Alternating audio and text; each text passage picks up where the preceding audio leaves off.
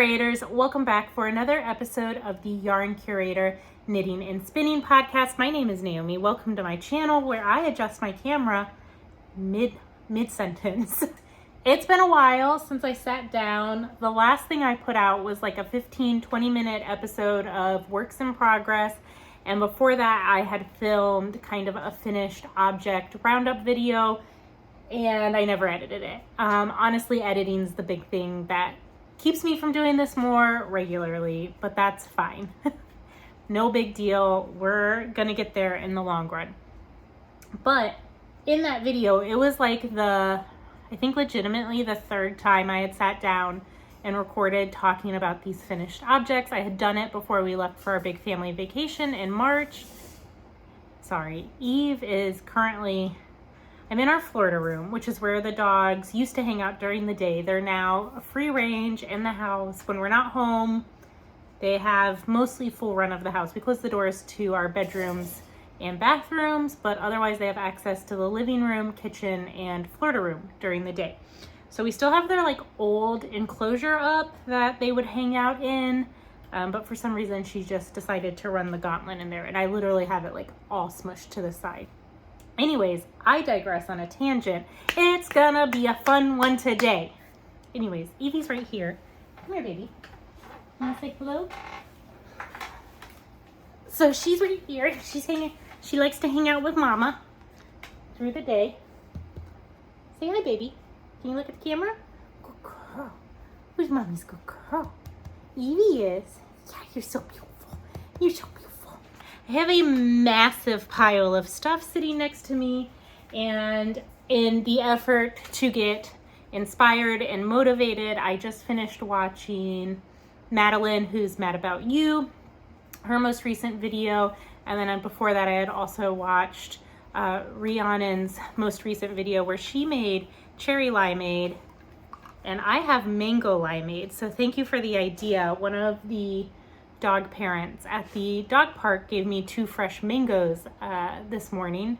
I realize what I'm about to say sounds very Florida, but it's mango season here. And so like my neighbor has 2 mango trees in their yard, and random people just drive by and pick mangoes out of their yard because they're not living there right now. I have not gone and gotten any mangoes out of her yard because they're, what's the right word to use? Very territorial of their property. They have a lot of cameras up, and I've seen quite a few unpleasant encounters between this particular neighbor and other neighbors in our neighborhood, and I'd rather not be on her bad side, so I've avoided her yard. But there's a ton of mango trees around here because for those of you who may or may not be familiar with Florida history, citrus used to be a major industry here. Primarily oranges is what people associate, but lemons, limes, mangoes, and other citrus fruits. You will find a lot of those trees still lingering as a living artifact of that past. I benefited this morning. Judy, one of the people I chat with most mornings at the dog park, gave me 2 mangoes. All of that is to say, I got 2 mangoes at the dog park this morning. So with all of that being said, I have 5 or 6 finished objects. I've got some acquisitions and I have a whip. So we might as well dive in. This is probably gonna be a super long podcast episode. So first up, in my last quickie episode, I was knitting a ripple bralette. This is a pattern by Jessie May Designs, and as you briefly just saw, I have finished it. Here is what the finished garment looks like. It is knit out of Fox and Fawn fiber, I think is the name of the dyer, in the Monet colorway, or the Water Lilies, inspired by Monet, and it is a stellina base, so it does have some sparkle on it. I'm not sure if that is coming through on the camera or not, but yeah, this is finished and was a really enjoyable, engaging palette cleanser. I believe the last time I showed it, I was about halfway through the body, so I divided and worked one triangle and then picked up and worked the last, and then did the I-cord. So I will go ahead and model it for you guys because I do have on like a mass-produced bralette underneath, and then I have a high-waisted skirt on, so it won't be that like immodest. It's not like I'm putting it all out there on the YouTube. So this is what it looks like. I definitely think I would like to make more of these. Now that I've made the one, I would make a few modifications. So I don't know if you can see here. This is the band. If I were to make this again, I would definitely make it longer so it sat more naturally down here. I would probably add a little bit more length here in the body for starting those decreases. I've only worn this one time and I slept in it, and it was super comfortable to sleep in. So I definitely would consider making more. I would definitely consider making it longer so it's more like a tank top. So yeah, I would definitely consider making more of these, maybe make it a little bit longer so it's more like a tank top. And on the whole, I really liked it. It probably used half a skein of yarn. So I didn't weigh my yarn, but I definitely think it's a great, like, if you have a random 1 or 2 skeins, if you have a bigger bust, definitely think it's a great stash buster for a project. And yeah, now that I have shown it off on the podcast, I will wear it more often. I also think if I were to make more of these, I want them to be a little more functional than just like around the house. Well, maybe that's not the right word. I would like them to have a little bit more support. And so I think I will buy some like elastic and look into crochet chaining in some elastic with in between the stitches here on this, as well as around the band. So next up, in no given order, I did finish my hand woven shawl that I was working on before we went on our vacation. See if I can hold it up a little bit better. So I warped my loom back in early January with this dark gray purple color, which is from Ching Fiber. And then I also alternated it with mini skeins from my Earl Grey Fiber Co. advent calendar. And then I used both the Ching and the Earl Grey in the weft as well, alternating them to create this like checkerboard pattern. I really didn't have that much left to go on the shawl from the last time I showed it off on the podcast. I just needed to finish working whatever length was left on the warp. And so yeah, I did that with all intentions of taking this on my trip, and then I forgot it after. But I really liked playing with color. I love the way the speckles in the fabric almost have like a tweed-like effect, and just seeing the way the colors or the optical illusions that are created from the different warp and weave sections, like how the colors play off of each other, was really fun. I didn't follow any standard weaving pattern because I am such a novice. This is the second thing I've ever done on the loom, that I am literally just doing the most basic 1/1 warp and weft right now. And then I YouTubed a video on how to finish it, which was basically tying it off with knots. And there's some I sewed something and then you tie the tassels off. And I did that on the like cast on side as well. And so, see if I can get that to focus. So I did that on the cast on side as well. I'm not sure which side of the shawl this is. And then when it was time to like trim the tassels, I literally just folded the shawl in half. I lined up the tassels and then I just cut in a straight line across both sets of tassels. And the tassels are all 10, they each contain 10 warp threads in there. And I believe the way I did the vertical striping and the warp was 10 strands of, or 10 slots, 20 slots. 20 slots of Ching, and then I did 20 of the contrast color, 20 of the Ching, 10 of the same contrast color, and then I picked up that same concept here in the middle. So this is color 1, color 2, this would be color 3, and then color 4. And then I didn't use the contrast warps. I did not use any of the warp and those contrast colors in the weft because I ran out of yarn. So every little bit of those 20 gram minis went into the contrast color on the warps. And I believe I used 5 or 6 different colors randomly repeated in the scarf. And on the whole, I have to say this is like the perfect length. I think it's about 2 yards. It's about 6 or 7 feet long. So perfect for just throwing around your neck, wearing with a coat. So I will be saving this, I guess, at some point for future travels, or maybe it'll get gifted at some point in the future. But it was fun to play with color and contrast, and there's definitely mistakes in there. Like you can see where I missed sandwiching those warp threads between, or those weft threads. So it's not perfect. I did go ahead and pack up my loom, mainly because I'm just not feeling that process at the moment. And so I just decided to keep going with where I'm at and my making mojo right now, which is just knitting. And it's not even that.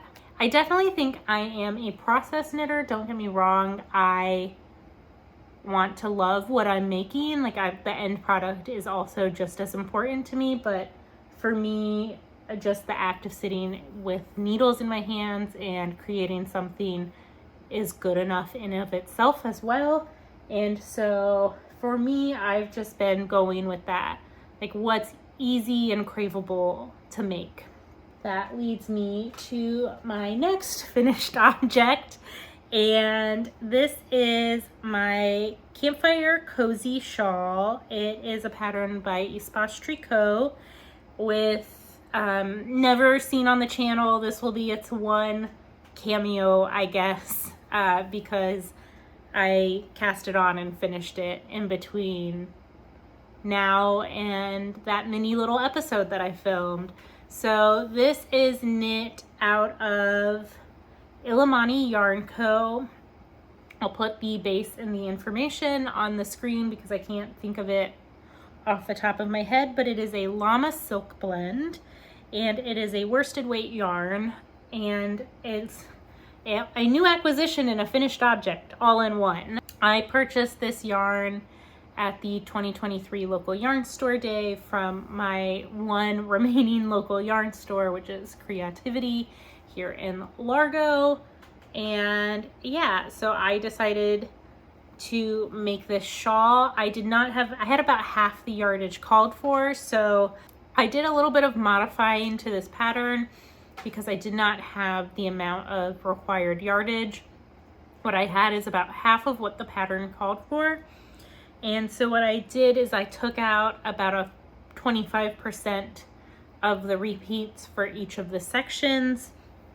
It still wasn't enough. When I got to the end, I ended up playing yarn chicken with the ribbing down at the bottom of the shawl.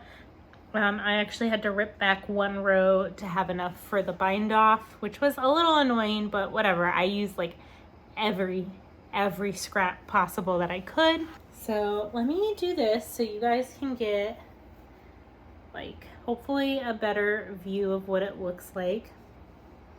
So as you can see, it's knit, well mine turned out to be knit on what looks like a very loose gauge, but it doesn't look this loose in real life. So it's got a garter section and then like this brioche eyelet section.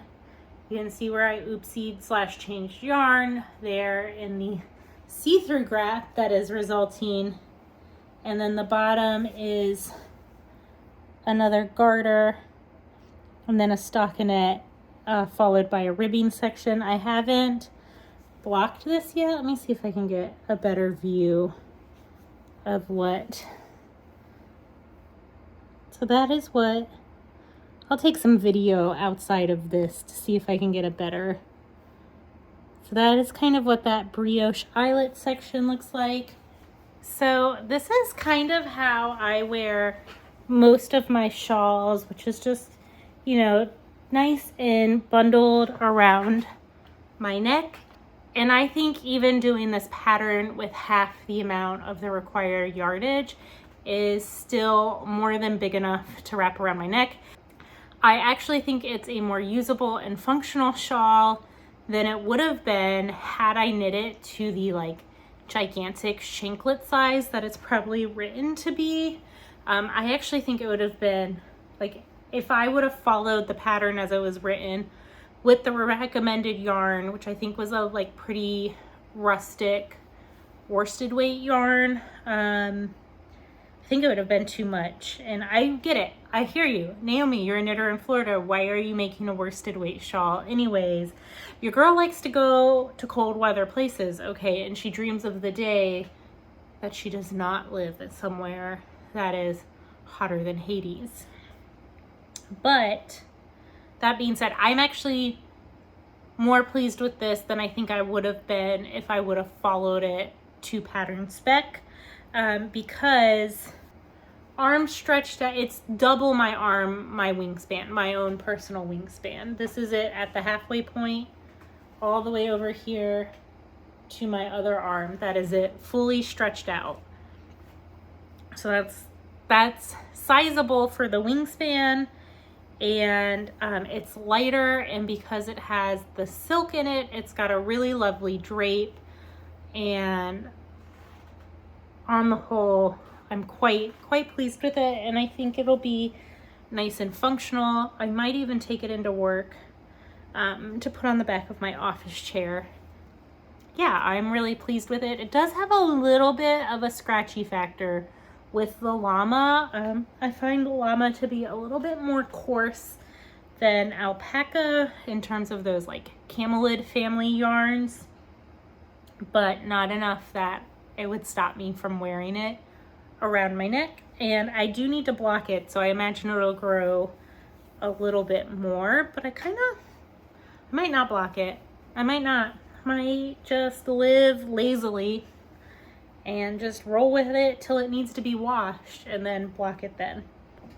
On the whole, it was a really nice potato chippy knit.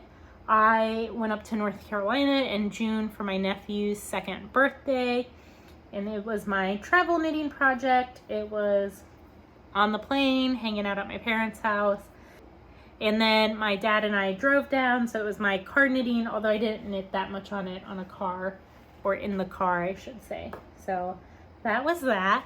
Briefly, I am just going to show you guys, because technically I have not formally announced its finished objectness on the podcast, but this is my cozy hoodie, and it's done. If you watched my vlog in which I recount our trip to Iceland, I do talk about finishing this, but that was not a formal podcast episode. So I guess I have to say it's done. This is knit out of the Fiber Co. in their Cumbria base, which is a mix of woolly wools. It's non-superwash. And if you guys want me to do like a full pattern rundown, I will. But I think you guys are also sick of hearing about it at this point. I just thought I would throw it out there as a finished object. So next up on this roller coaster of a podcast. Next up on this roller coaster of a podcast episode is a finished headband. I do not remember the name of it. This is a test knit that I did in January or February for making stories. I'll put the pattern name and the designer on the screen. It's going to be released in their fall issue. As you can see, it is this all over lace headband, and it is knit out of a fingering weight yarn held with a strand of silk mohair.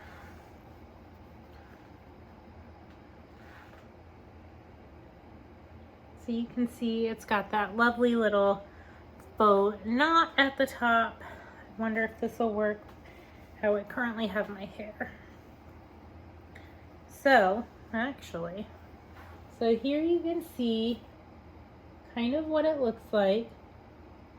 The faux knot detail, and then the lace repeat going around the sides. Honestly, this was such a quick, enjoyable palette cleanser. I would definitely make it again, and I might even say make it out of a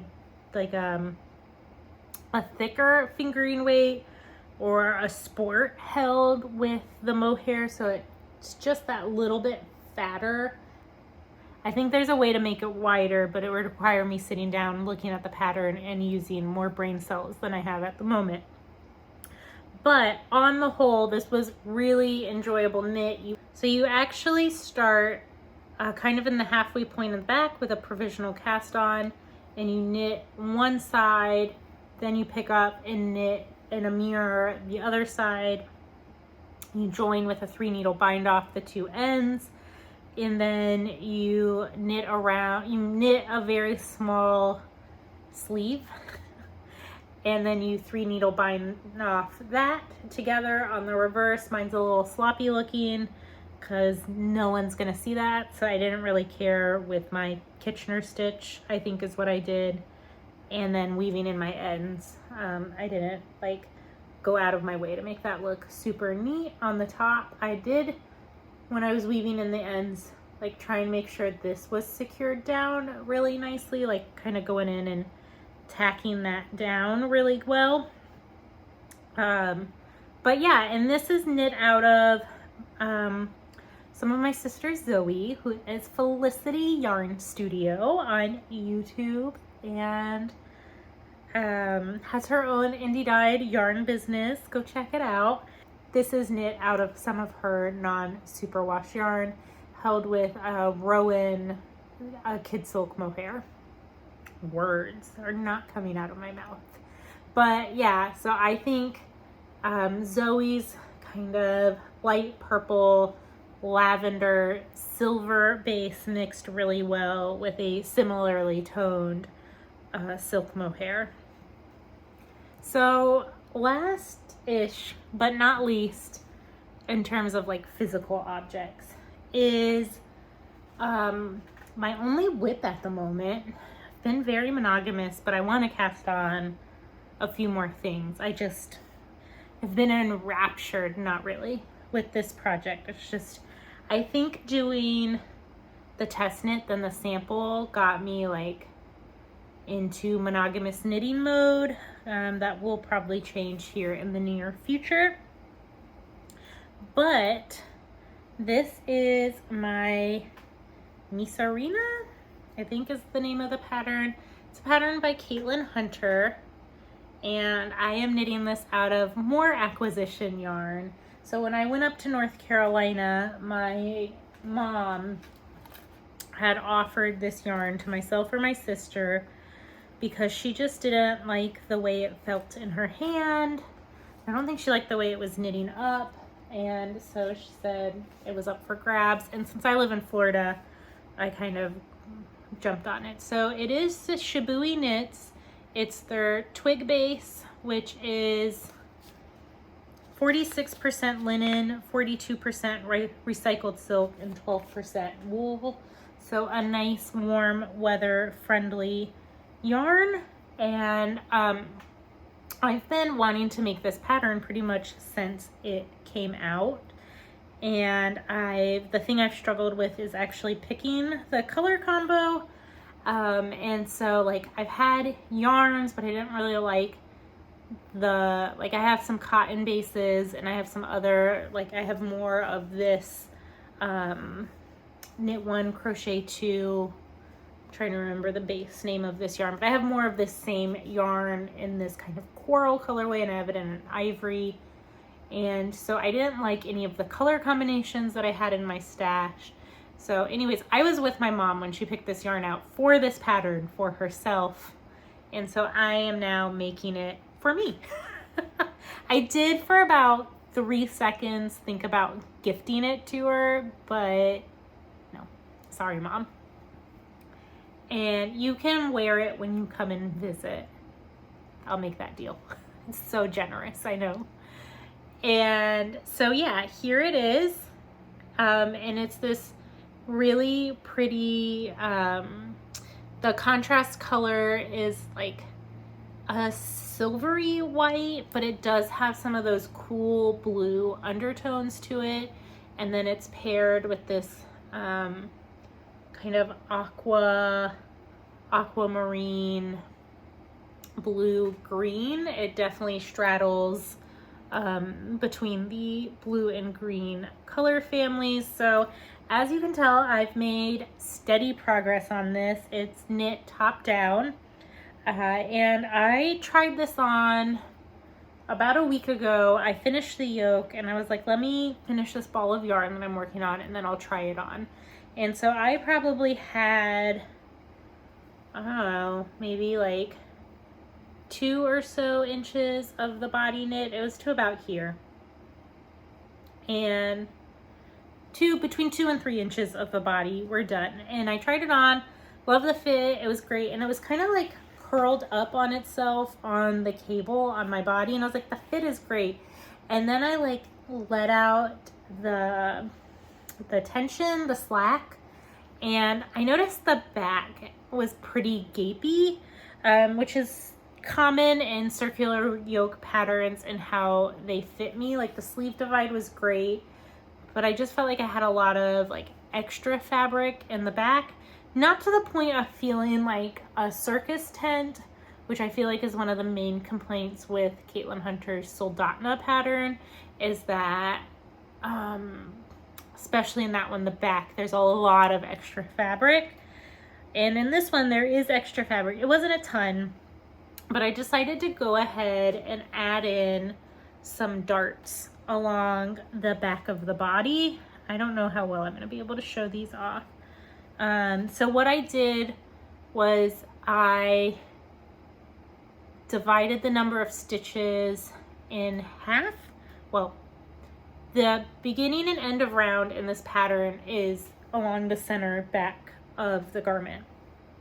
So I have the number of stitches on either side and placed a stitch marker, and that is where I'm working a series of decreases that should bring in the shape of the body kind of vertically in like this. So my idea was, in doing that, it kind of mimics the shape or the curvature of your shoulder blades.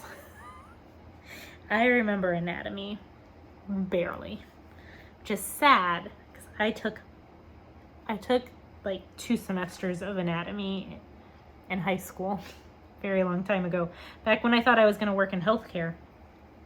So if you look here, you can see it kind of makes that sloping line right there along the garment. So I did a little bit of math. I went back to my gauge swatch, which my gauge, I was under gauge. So let me reverse a little before I get into modifications. So I did a gauge swatch. My gauge swatch was roughly, for every 20 stitches, 3.5 inches. So I was about 1/2 inch off of the gauge for the pattern. So what I did is I went up a pattern size because I liked the fabric that I got in my gauge.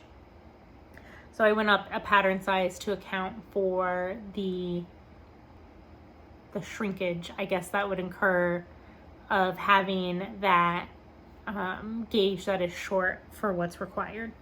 So knowing that my gauge is 20 stitches equals 3.5 inches, I did 20 divided by 3.5, which equaled somewhere around 5.7. So one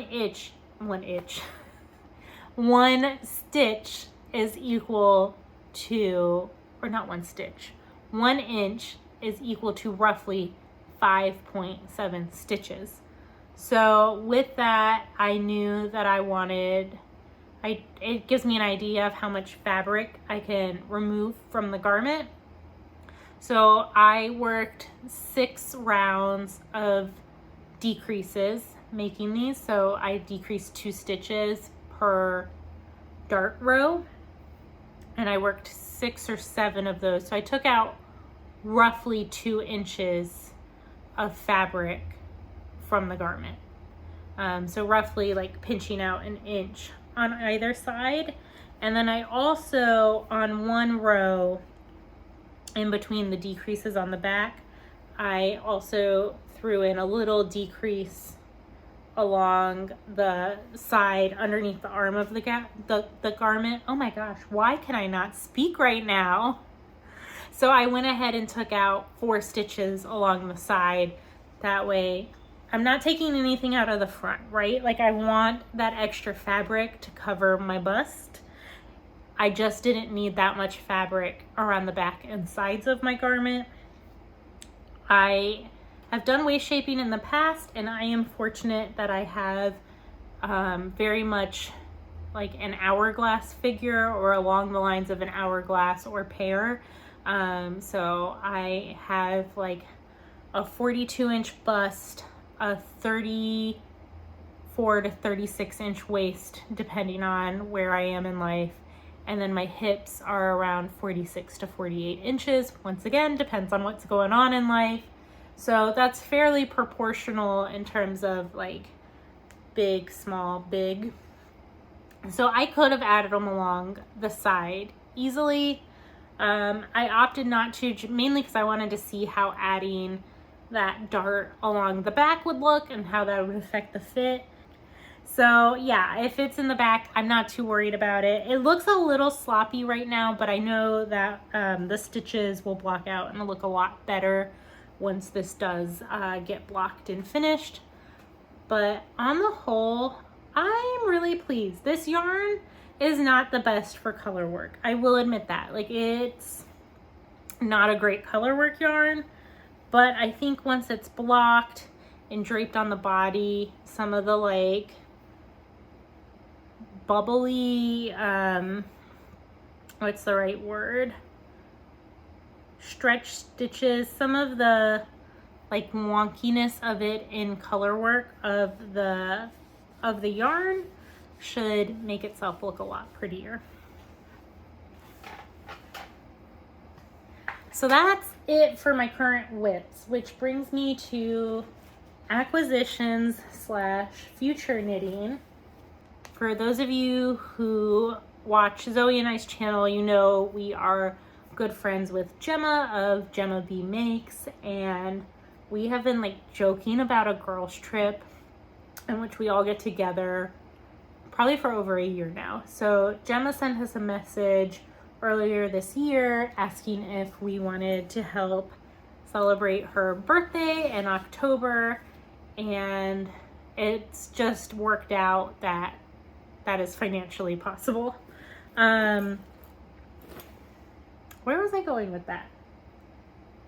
So all of that is to say that I need a new sweater for my trip. So in addition to the Illimani that I showed you on local yarn store day, I picked up some of this beautiful Shibui silk cloud in their black plum colorway. And for those of you who don't know, Shibui is not making yarn anymore, and that is because the owners decided to retire. And so they're still doing the pattern line, but not producing their yarns. So I got 4 skeins of this silk cloud on deep discount. I mean, just look at how yummy that is. And I was thinking that I would like to make another Whitmore sweater, which is a pattern by Amy Loudon. And to go with this, because the pattern is a fingering weight held with a mohair, I bought some of Zoe's yarn. Let's see if you can see her label. So there's her label with a stitch marker, and this is her Hellebore colorway, and it's a really soft purple pink. So I plan on holding these double.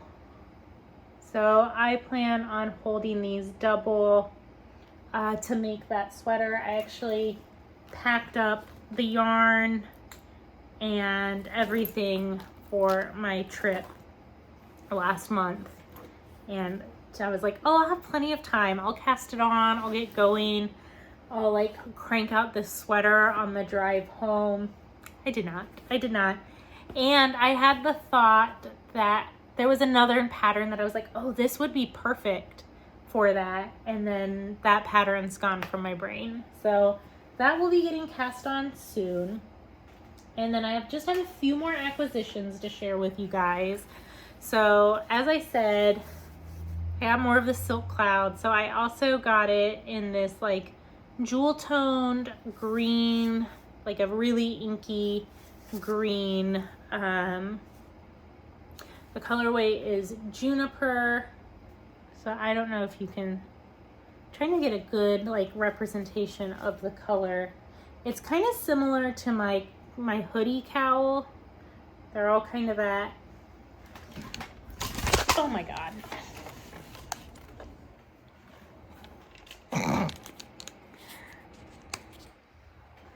And we're back. No one's the wiser except for me. All right, I apologize if the angle looks slightly different. Your girl just tipped the entire tripod over. Oh my God. Okay, I'm taking this as a sign that it is time to go. I'm only here to say my mom gave me some Pygora, and I bought 2 skeins of this, and Zoe gave me a skein of yarn inspired by Iceland. I'll put some footage in below because your girl's arm is getting tired. It's gonna fall off this tripod. It's a hot mess to end the episode. Until next time, you guys, I hope you enjoy whatever you're making. I hope it brings you joy. I'll talk to you later. Bye.